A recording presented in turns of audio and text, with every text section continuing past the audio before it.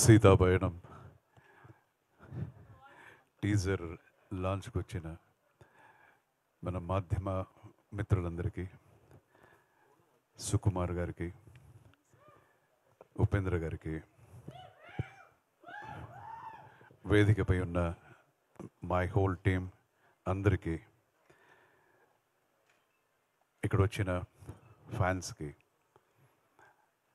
And electronic media ద్వారా ఈ programme చూస్తున్న అభిమానులందరికీ నా హృదయపూర్వకమైన నమస్కారాలు తెలియజేసుకుంటున్నాను.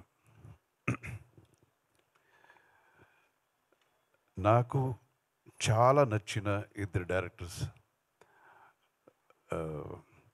చీఫ్ గెస్ట్గా రావటం అనేది it's like very very special for me and for my team. Seethapayanam గురించి మాట్లాడడానికి ముందు ఒక రెండు మాటలు.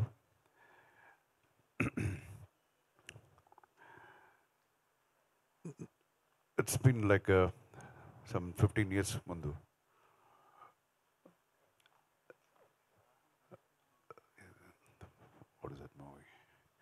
హనుమాన్ జంక్షన్ అని ఒక సినిమా చేశాను. అందులో నేను హీరోగా యాక్ట్ చేశాను. అక్కడ డైరెక్షన్ డిపార్ట్మెంట్లో ఒక ఆస్పైరింగ్ అసోసియేట్ డైరెక్టర్ నేను అక్కడ చూశాను. సో అది ఎవరు కాదు, మన సుకుమార్ గారు. అండ్ టుడే చూస్తే ఒక పెద్ద ట్రీ లాగా, పెద్ద వృక్షం లాగా హీ ఈజ్ లైక్ ఇండియాలో తగ్గేదేలేనే.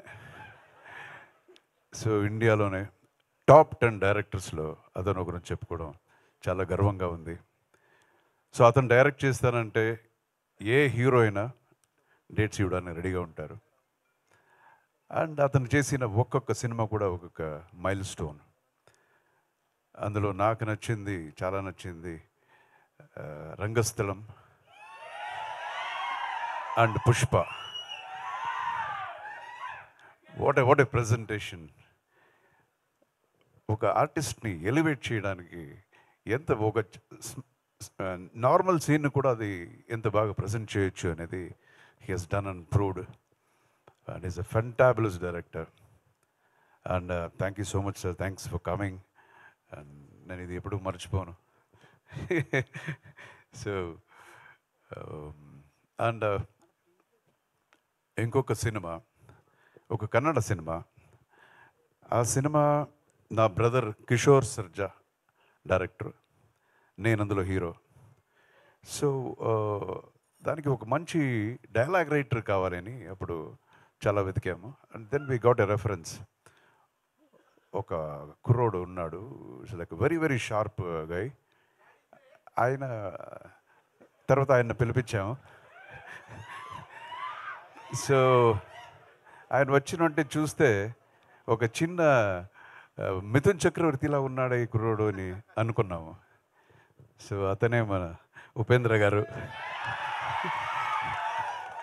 సో అప్పుడే we discuss so much about dialogues, scenes, అదంతా చాలా. So that was my first meeting with Upendra garu.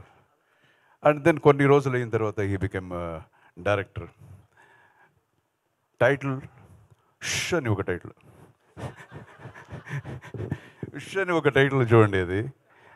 So ఆ పిక్చర్ యాజ్ ఎ డైరెక్టర్ పెద్ద హిట్ అయింది ఆయనకి.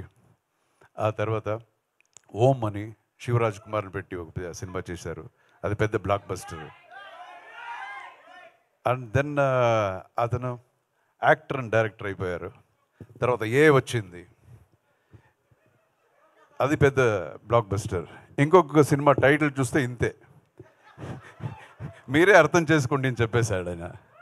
సో అందరూ జనం అంతా ఇది సూపర్ అని వాళ్ళే టైటిల్ పెట్టేశారు, అది సూపర్ హిట్ అయిపోయింది.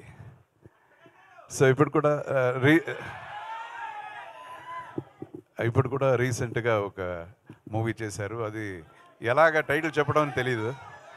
సో ప్రతి ఆయన టైటిల్ ఎంత వ్యత్యాసంగా ఉంటుందో ఆయన సినిమాలు కూడా అంతే వ్యత్యాసంగా ఉంటుంది. అండ్ ఓన్లీ పబ్లిక్ మాత్రమే కాకుండా ఈవెన్ డైరెక్టర్స్, పెద్ద పెద్ద డైరెక్టర్స్ కూడా ఆయన ఫ్యాన్స్. Cult movies. అండ్